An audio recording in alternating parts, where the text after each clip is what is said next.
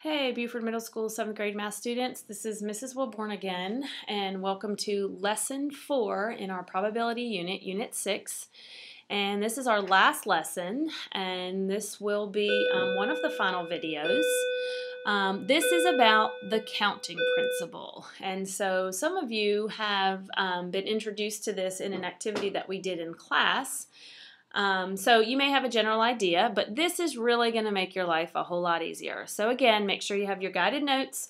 Make sure you're in a quiet place. I'm going to try my best to make this a short video. And have your pencils and all that stuff ready so that you have everything ready with you. All right, our essential question is, how can I determine the number of outcomes of compound events without constructing a model? Now remember, compound events are going to be those things where we have basically two things going on, like rolling a dice and flipping a coin, or like choosing the type of protein in a sandwich as well as the type of bread.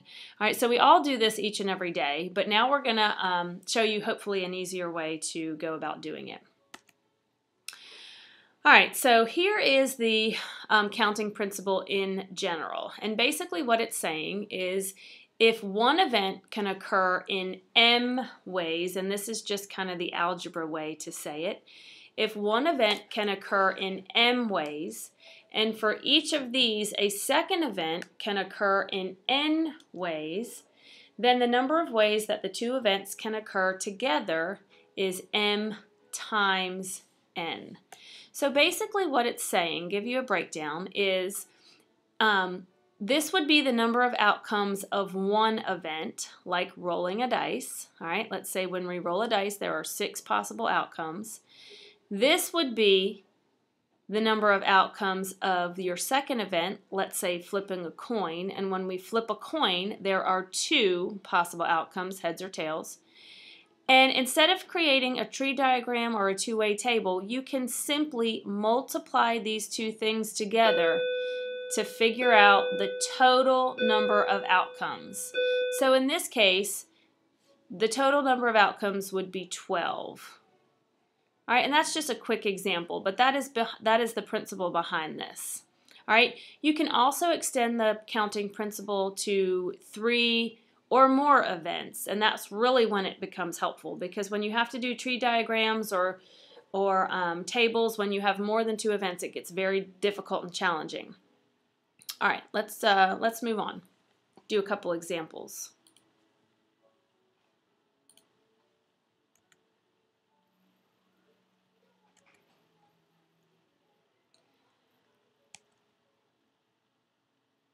Okay, at a track meet, there are 6 running events, 3 throwing events, and 2 relay events.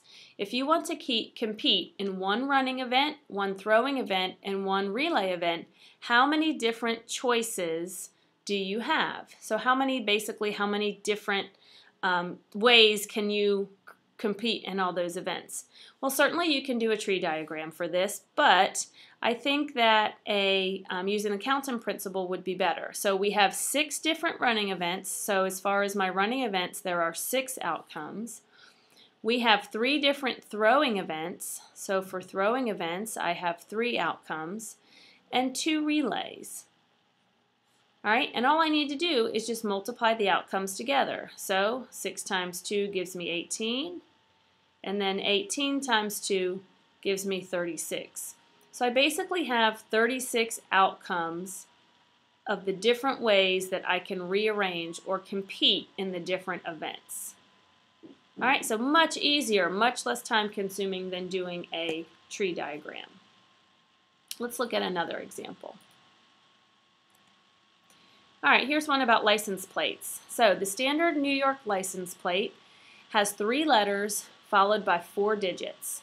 How many different license plates are possible if the digits and letters can be repeated?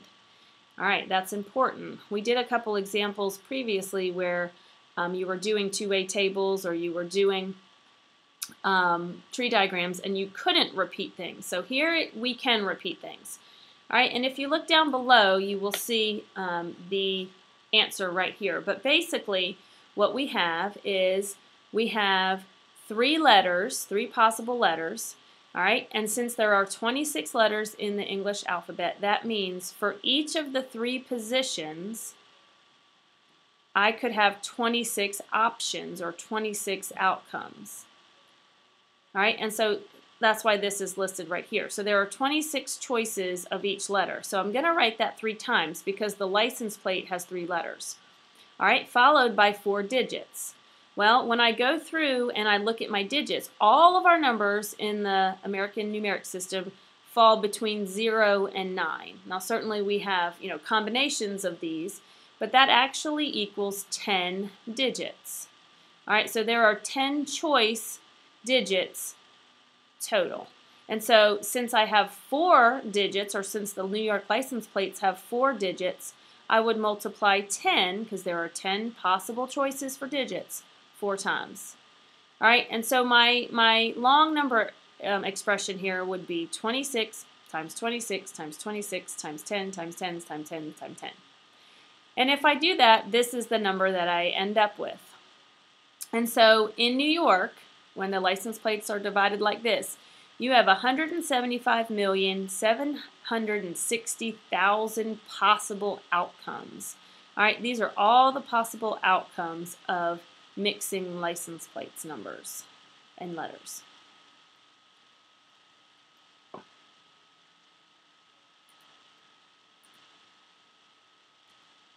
All right, these are a little more challenging, 3 and 4, and you have to think about these, and we're actually going to find some probabilities. So we're going to go back to our probability formula. All right, that's really important. And remember that the formula is going to be our favorable over our total. All right, and so I'm going to write that down so we remember that. Favorable over total. All right, so here's the question. It says, in a bag, you have 2 of each letter of the alphabet. All right, so I have 2 of each letter, all right, of the alphabet. You pull out one letter, and then without putting it back in the bag, you pull out a second letter. What is the probability that you pull out the same letter? All right, so we got to set this up. All right, and first of all, I'm going to use my formula. Favorable outcomes over total outcomes. I'm looking for the same letter. So I have 2 of each of the possible letters in the alphabet. So I have 52 letters, right? 26 times 2 gives me 52.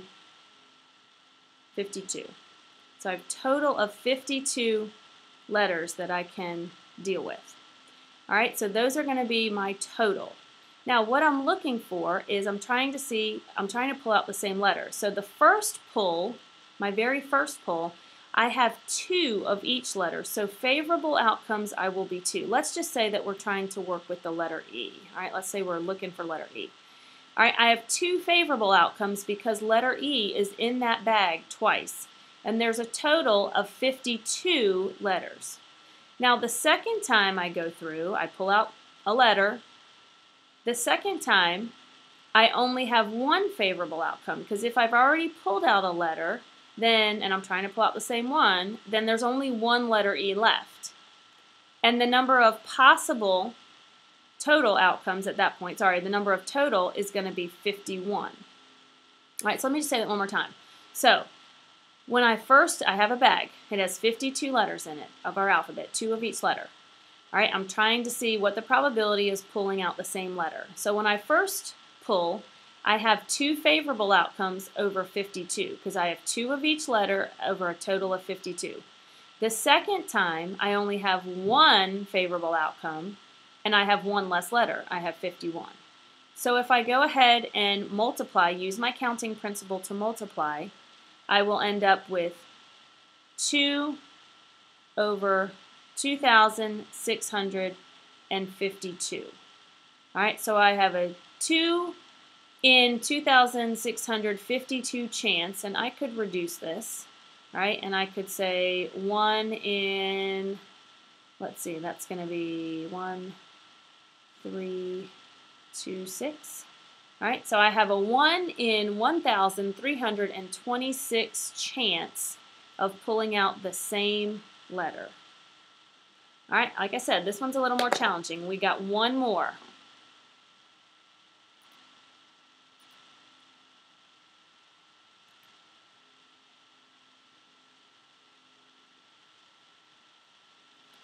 All right, now this one, very similar, but a little bit different.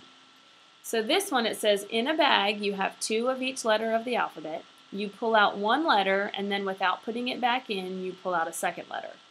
What is the probability that both letters you pull out will be vowels? All right, well, we already figured this out. So 2 of each letter in the alphabet ends up being 52 letters. So my total outcomes are going to be 52.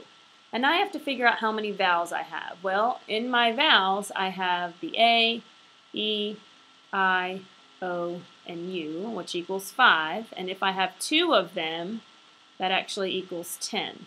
All right, so I have a favorable outcome of 10 vowels out of the total 52.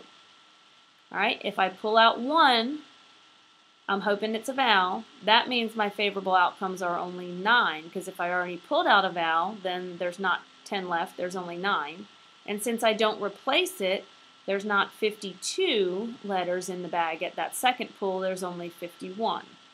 So this is how I would set up 10 favorable outcomes over 52 total outcomes for my first pull. All right, this is my first. And my second, I have 9 favorable outcomes over 51 because I didn't replace that first vowel. All right, and so now if I go ahead and reduce this or multiply this out using the counting principle, I have 90 favorable outcomes over 2,652. All right, and I could go through, and I certainly would want to make sure that I reduce this. So if I divide it by 2, I got 45, and that would give me 1,326. And I might even be able to go a little bit further. To be honest, I haven't worked this out. So you would need to double check and just make sure that this doesn't go any further. In fact, that can be something your teacher can check tomorrow with example 4. All right, so try and see if this reduces even further. But again, my probability of pulling out 2 vowels would be 45 in 1,326 chance. And again, see if that reduces. All right, guys, almost done here. Last one. This is an easier one. All right, number 5. So you're assigned a computer-generated password to access your new voicemail account. If the digits can be repeated, what is the probability that your assigned password is 1234? All right, well, 4 digits, all right, we know, and here's the solution down here, we know, as we just said, that digits in the English numeric system fall between 0 and 9, which gives us 10 total digits, all right, and so for our 4 digits, we would have 10 times 10 times 10 times 10. Which gives us 10,000 total outcomes. All right, we want to know the probability of getting a 1, 2, 3, 4. Well, there's only one of those, right? Only one time can we pull and get a probability of 1, 2, 3, 4. So we have 1 in 10,000 chance that we would get our password being 1, 2, 3, 4. All right, so probability questions can really put some real-life events in perspective for you. All right, there are a couple your turn questions. So let's take a look at those real quick. And you actually have 4. So these are the first 2, and then you'll have 2 more. So what you need to do is complete those and make sure that you are showing all your work there. And your teacher's going to go over them with you the next day. Thank you very much. And write down your questions and bring them in.